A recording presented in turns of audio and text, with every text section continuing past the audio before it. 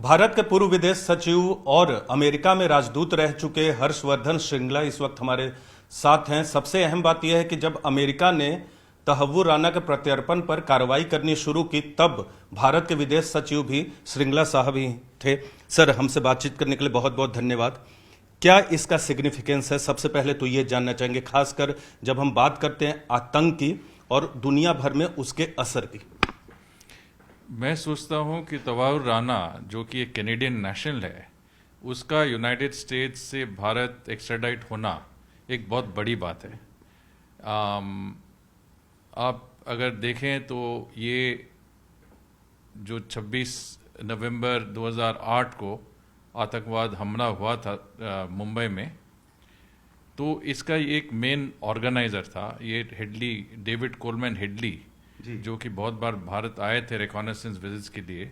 इनके भी हैंडलर थे और तवाउर राना खुद भारत आए थे। हमारी तरफ से अगर आप देखें भारत की तरफ से, तो मुंबई आतंकवाद में 168 लोग करीब मर गए थे और बहुत हज़ारों लोग घायल भी हुए। इस घटना के बारे में हम कभी भूल नहीं सकते और ना भूलना चाहेंगे। तो तवाउर राना का एक्स्ट्रेडिशन इसमें मेरे ख्याल से हमारे लिए एक बहुत बड़ी बात है और ये एक बड़ा संदेश भी देता है जी आतंकवादियों को, जो सोचते हैं कि भारत में आतंकवाद प्लान करना या यहाँ पे इम्प्लीमेंट करना आसान होगा। इनको ये बहुत ही बड़ा संदेश मिलेगा कि आप कहीं भी हो, दुनिया में कहीं भी हो, हालांकि पाकिस्तान में हो या यूनाइटेड स्टेट्स में हो या कनाडा में हो, आप सुरक्षित नहीं रहेंगे और आप भारतीय न्याय के हाथ में कभी ना कभी तो ज़रूर आएंगे। अमेरिकी न्याय विभाग ने जो तहव्वुर राना पे अपना आधिकारिक प्रेस बयान जारी किया, उसमें यह लिखा है कि जून 2020 में अमेरिका ने एक्ट करना शुरू किया। हालांकि 5 साल लग गए, उसके बाद वो अलग अलग अदालतों में गया, विभिन्न जो प्रक्रियाएं थी उसका पालन किया। तब आप भारत के विदेश सचिव थे और उसके ठीक पहले अमेरिका में भारत के राजदूत थे। तो उस जून 2020 का सिग्निफिकेंस क्या है? क्योंकि बहुत लोग ये भी कहते हैं कि 11 साल लग गए 2014 के बाद, जब पॉलिटिकल बयानबाजी होती है। तो शुरुआत तो 2008 से हुई जब आतंकवाद हमला हुआ, पर 2014 से जबकि प्रधानमंत्री नरेंद्र मोदी की सरकार बनी, उसके बाद इस पे काफ़ी मतलब लगातार। सर, दूसरा ये अहम सवाल है कि अमेरिकी न्याय विभाग की तरफ से एक बयान जारी किया गया है तहव्वुर राना पे। जून 2020 में उन्होंने इस पर कार्रवाई शुरू की, एक्स्ट्रेडिशन की प्रक्रिया पे। तो इस डेट का कितना इंपॉर्टेंस है? तब आप भारत के विदेश सचिव थे और ठीक उसके पहले अमेरिका में भारत के राजदूत थे। जब से ट्रंप सरकार बनी, और आप कह सकते हैं कि हमारी तरफ से मोदी सरकार यहाँ भारत में, तो काफ़ी काउंटर टेररिज्म के मतलब डायलॉग्स वगैरह शुरू हुए, इनसे काफ़ी बातें शुरू हुए, हमारे एजेंसीज के बीच कोऑपरेशन बढ़ता रहा। तो इस दौरान में हेडली का भी केस में मतलब कुछ प्रोग्रेस शुरू हुआ। और जब मैं यूएसए में था तो उस समय भी हमने काफ़ी इसके बारे में परसू किया, जिक्र किया, और ट्रंप एडमिनिस्ट्रेशन काफ़ी मतलब राज़ी थे कि ये प्रोसेसेस बढ़ाया जाए। बीच में बाइडेन का एडमिनिस्ट्रेशन आ गया, फिर भी बातें चलती रही और प्रोसेसेस चलती रहे। और अब कह सकते हैं कि अभी जाके मतलब 16 साल बाद तवाउर राना अभी भारत, इनको एक्स्ट्राडाइट किया गया है भारत में, और इनका यहाँ आके मतलब काफ़ी हमारे लिए एक आप कह सकते हैं कि न्याय की बात भी है कि जो अन्याय हुई थी इसके मतलब एक प्रोसेस के एक अंत हम देख रहे हैं। तो इस दौरान में अमेरिकी प्रोसेसेस भी काफ़ी लंबे थे, और पर ये हम कह सकते हैं कि ये जब ये निर्णय होते हैं ऐसे मामलों में, ये सिर्फ जुडिशियल नहीं होते, राजनीतिक तौर पे भी होते हैं। तो प्रधानमंत्री मोदी के जो विजिट थे ट्रंप 2.0 में हाल में ही, जब फरवरी इस साल में, तो उस टाइम ये निर्णय किया था, ये मेरे ख्याल से प्रेसिडेंट ट्रंप की लेवल पे, कि तवार राना का एक्सट्रेडिशन हो जाएगा।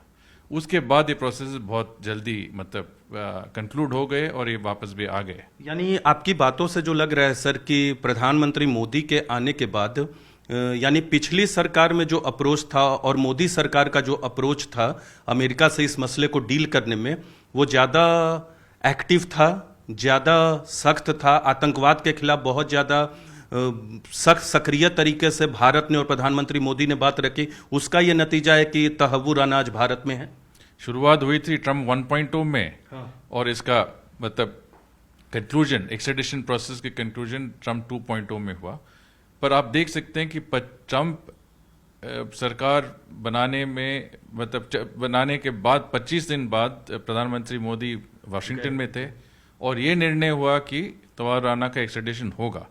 तो इसका मतलब ये है कि प्रेसिडेंट ट्रम्प ने ये डिसीजन लिया उनके लेवल पे, ये सोचते हुए कि प्रधानमंत्री मोदी वाशिंगटन आ रहे हैं।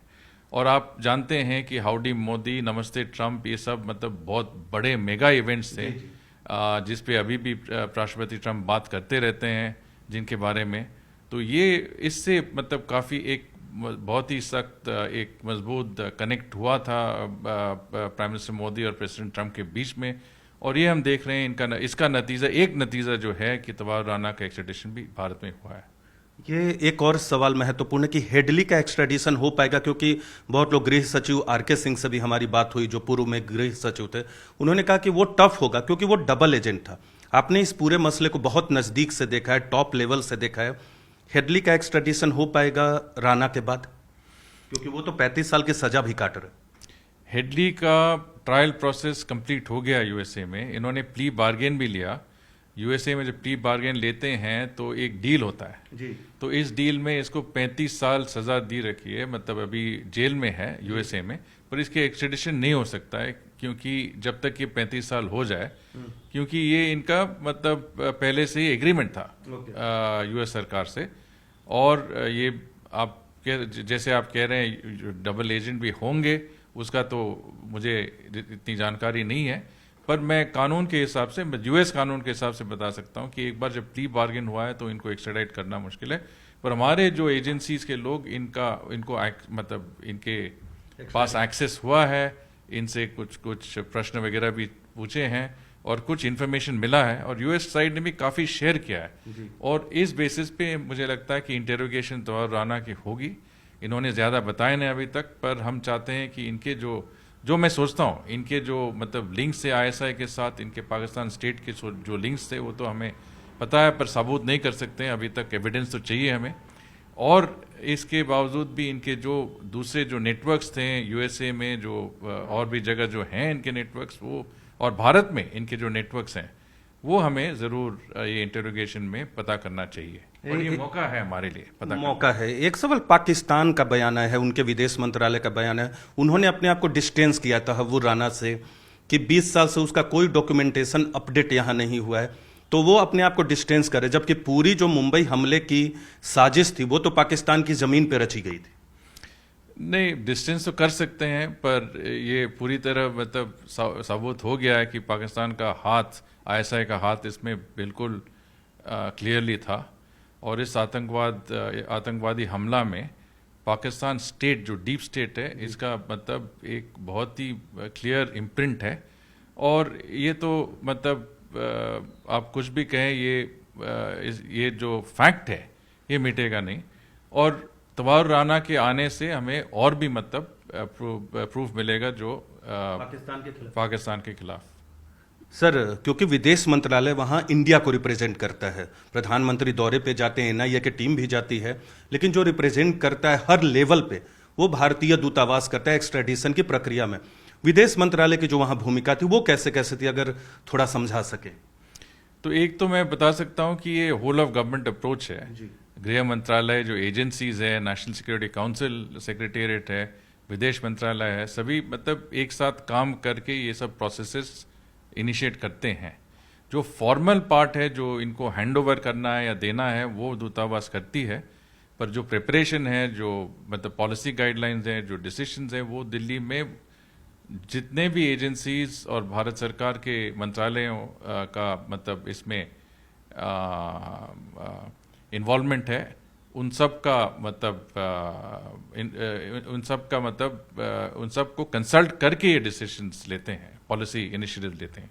आपने ये बता दिया कि सिग्निफिकेंस क्या है तहव्वुर राना का, लेकिन इंटरनेशनल लेवल पे देखें इस तरह के आतंकी जब आते हैं प्रत्यर्पण करके, बहुत ज़्यादा आते नहीं, वो भी अमेरिका से इस तरह से लाया जाता है, उसका इम्पोर्टेंस भारत के संदर्भ में कैसे जाता है, खासकर अंतर्राष्ट्रीय मंच पर और आतंक के खिलाफ?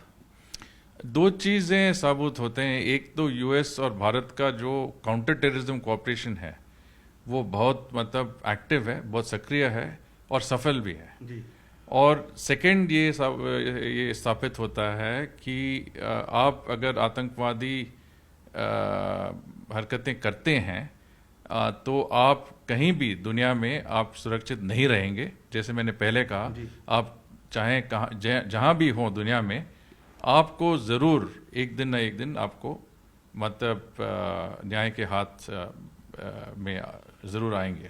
सर, आप सीनियर डिप्लोमेट रह चुके हैं और भारत को टॉप लेवल पे रिप्रेजेंट किया है। आपसे पॉलिटिकल सवाल ऐसे मैंने नहीं किया है, लेकिन एक सेंटेंस क्वाइन होता है घरेलू राजनीति में, खासकर मोदी है तो मुमकिन है। तो क्या तहव्वुर राना को लाने में भी ये मोदी है तो मुमकिन है जो सेंटेंस क्वाइन हुआ है उसने काम किया?